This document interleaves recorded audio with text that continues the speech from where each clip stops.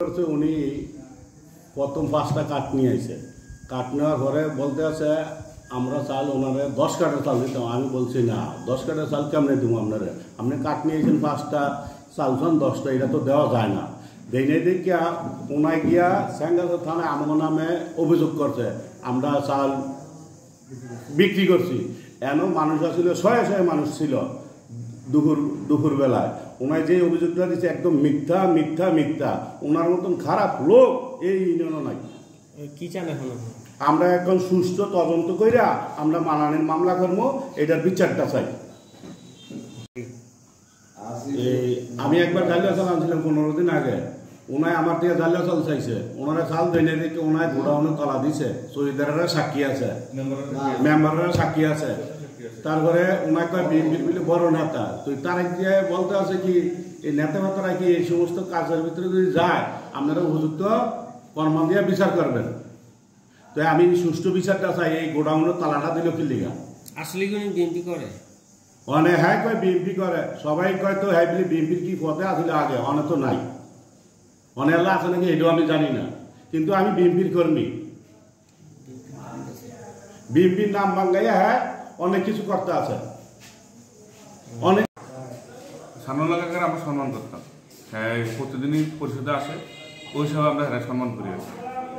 ওই দিন আমরা যেদিন 10 কেজি চাল দিতে সরকার বিতরণ করার জন্য 20 টন 610 কেজি আমরা 2160 জনের চালের জন্য আনছি আর কি।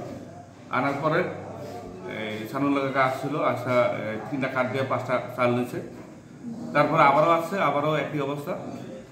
লাস্ট আমরা যেখানে প্রিয় স্যার ফন্ডিত সচিবের চালের কী অবস্থা, স্যার শর্ট একটা অবস্থা আছে। কতজনে শর্ট হইতে পারে? প্রিয় স্যার বলতে আমার সচিব বলছে যে হয়তো 15-20 জনে শর্ট হইতে পারে। তাহলে এটা কীভাবে সমাধান করবে? সচিব বলছে যে এটা আমরা চালাইলে এটা বিতরণ করে দিতে পারি, যাতে করে এটা সমস্যা না হয়। এটা ইউনু মহোদয় জানে।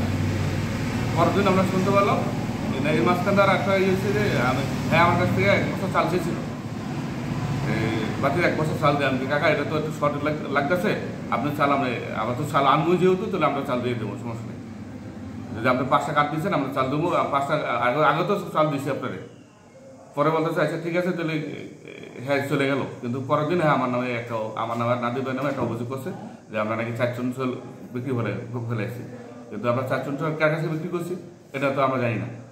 হ্যাঁ যদি কোনো প্রমাণ থাকে, যদি কোনো লিগেল কোনো প্রমাণ থাকে, আমরা যে শাস্তি হয় আপনি এটা মাথা বাঁধে নেব। কিন্তু যদি আমার নামে অপবাদ দিয়ে থাকে তাহলে আমি এটা উপযুক্ত বিচার চাই। আমি বলতে পারবো না, কিন্তু হ্যাঁ আয়া বলছে হ্যাঁ নেতা মানুষ, কোন দলের নেতা এটা হ্যাঁ জানে, কিন্তু হ্যাঁ বলছে যে হ্যাঁ নেতা। অবশ্যই আমার নাদিমের নামে এটা একটা মিথ্যা বানোয়াট হ্যাঁ একটা অভিযোগ দিছে, এটা আমি দৃষ্টিমূলক শাস্তি চাই। চাল কম আর যে তারা যে বিক্রি করছে এই ধরনের কোনো প্রমাণ আপনার হাতে নাই? বিক্রি কখন করছে এটা তার আমি বলতে পারতাম না।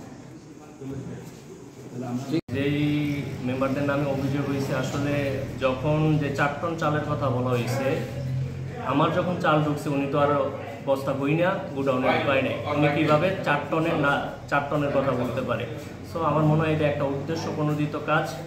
আমার মেম্বাররা নির্দোষ, কারণ আমার মাস্টার রুল এবং টোকেন অনুযায়ী আমি মালামাল দিছি। যেই টোকেন লাস্টে শর্ট পড়ছে সেই টোকেন অনুযায়ী আমি পরের দিনও মালামাল দিয়ে দিছি, তার প্রমাণও আছে।